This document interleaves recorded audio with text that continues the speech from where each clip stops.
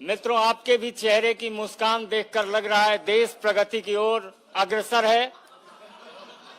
और उसी क्रम में अपने बीच भारतीय जनता पार्टी के राष्ट्रीय महामंत्री माननीय विनोद तावरे जी यहां एक मुख्य प्रयोजन से उपस्थित हैं। आप दिन प्रतिदिन देख रहे हैं कि माननीय प्रधानमंत्री नरेंद्र मोदी जी के नेतृत्व में उनके विकास को और अधिक गति देने के लिए देश के प्रबुद्ध वर्ग, राजनेता, समाज के प्रत्येक वर्ग के लोग पार्टी की सदस्यता ग्रहण कर रहे हैं। इसी क्रम में आज भारतीय राष्ट्रीय कांग्रेस के प्रमुख नेता और राष्ट्रीय प्रवक्ता माननीय गौरव वल्लभ जी और बिहार की राजनीति में कांग्रेस की एक अभूतपूर्व पहचान बनाने वाले श्री अनिल शर्मा जी, बिहार के राष्ट्रीय जनता दल के नेता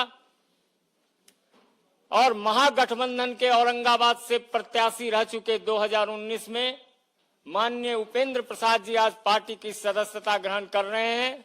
उस क्रम में मैं माननीय विनोद तावरे जी से आग्रह करूंगा कि आप माननीय गौरव वल्लभ जी को पार्टी की सदस्यता ग्रहण कराएं।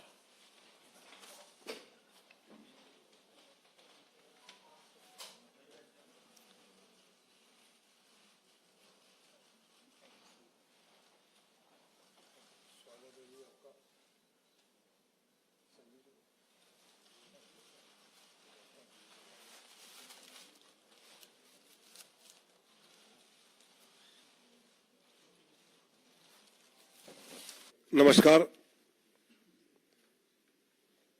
संजय जी ने कहा वैसे चेहरे की मुस्कान बहुत कुछ बता रही है।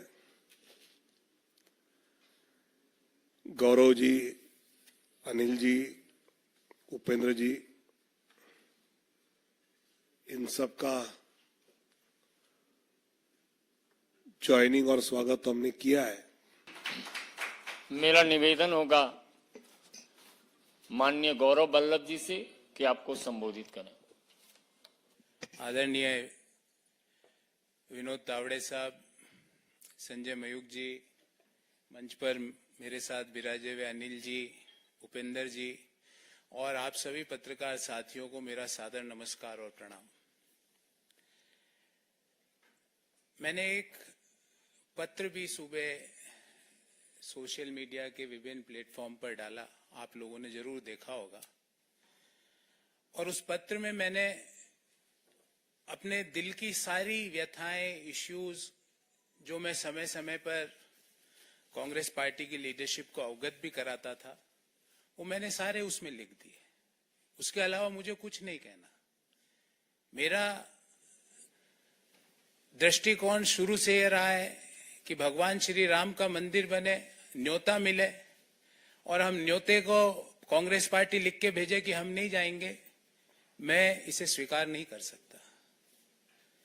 देश में मैं अर्थशास्त्र का विद्यार्थी हूं, बड़े समय तक अर्थशास्त्र और वित्त देश के प्रतिष्ठित संस्थाओं में पढ़ाया भी है मैंने। उन नीतियों को गाली, निजीकरण, उदारीकरण, वैश्वीकरण जो पूरी दुनिया मानती है कि जो डॉक्टर मनमोहन सिंह जी और पीवी नरसिम्हा राव जी की सरकार ने किया, उन नीतियों को गाली। कोई बिजनेस करे उसको गाली, कोई विनिवेश में पार्टिसिपेट करे उसको गाली, एयर इंडिया कोई कंपनी खरीदे तो वो गलत। तो मुझे लगता है कि कहीं ना कहीं जो नीतियां हैं और जो इश्यूज हैं उसको कांग्रेस पार्टी टैकल करने में कहीं ना कहीं बड़े गैप उसके अंदर आ रहे हैं। और मैंने अपनी चिट्ठी में भी यही लिखा और मैंने प्रमुख कारण यह बताया कि मेरे में इतनी ताकत नहीं है कि मैं सुबह से शाम बैठकर वेल्थ क्रिएटर्स को गाली देता फिरूं, मैं नहीं दे सकता।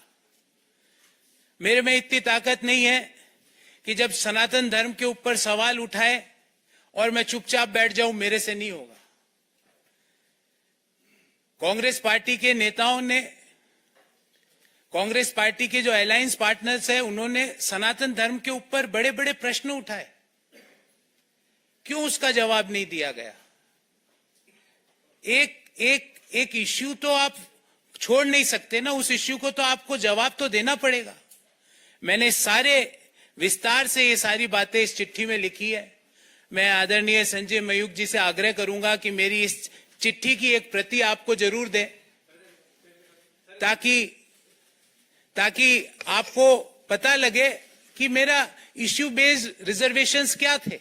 और मैं महाभारत के इस छंद से अपने आप को हमेशा रेगुलेट और डायरेक्ट करता हूं, जो मैंने इस चिट्ठी में भी लिखा है। धर्म एवं हतो हंति धर्मो रक्षति रक्षित, तस्य धर्मो न हंतव्यो मा नो धर्मो हतो वधित। अर्थात धर्म के मामले में आप चुप्पी साध लो, जो गालियां दे रहे हैं सनातन को आप चुप्पी साध लेते हो, वेल्थ क्रिएटर्स को जो गाली दे रहा है आप चुप्पी साध लेते हो, और उल्टा गालियां दे रहे हो। देश में वेल्थ क्रिएशन जुर्म नहीं हो सकता। देश में जो नीतियां उदारीकरण की, निजीकरण की, वैश्वीकरण की नीतियां हैं वो गलत नहीं हो सकती। आज आप इसलिए उन चीजों को गलत बोलते हो क्योंकि वो एक ऐसे व्यक्ति उन चीजों को आगे लेके जा रहा है जिनको आपको सुबह से शाम गाली देनी है। मैंने कम से कम 300-400 प्रेस वार्ताएं करी है साथियों, आपने भी कहीं ना कहीं मुझे जरूर देखा होगा। मैंने इश्यू बेस्ड रिजर्वेशंस पे बात करी है, व्यक्ति परक्ष आरोप आलोचनाएं नहीं करी है। व्यक्तियों के बारे में राजनीतिक पार्टियों पे आक्षेप नहीं होते। राजनीतिक पार्टियां आइडियोलॉजीज पर आधारित होती है, और जो आइडियोलॉजीज पर मैं ये सोच के कांग्रेस पार्टी, जिस आइडियोलॉजी को सोच के मैंने ज्वाइन किया था कि नए आइडियाज का, इंटेलेक्चुअल आइडियाज का, नए सोच का वहां पर सम्मान होगा, पर नए सोच का, नए आइडियाज का, नए लोगों को सम्मान छोड़ के क्रश करने की प्रक्रिया भारत को आगे नहीं ले जा सकती।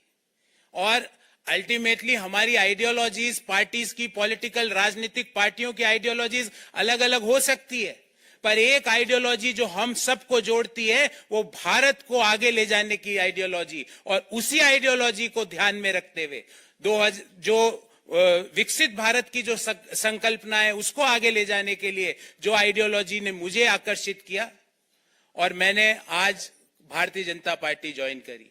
मुझे उम्मीद है मैं अपनी योग्यता का, अपने ज्ञान का, अपनी समझ का प्रयोग भारत को आगे ले जाने में जरूर भारतीय जनता पार्टी के माध्यम से कर पाऊंगा।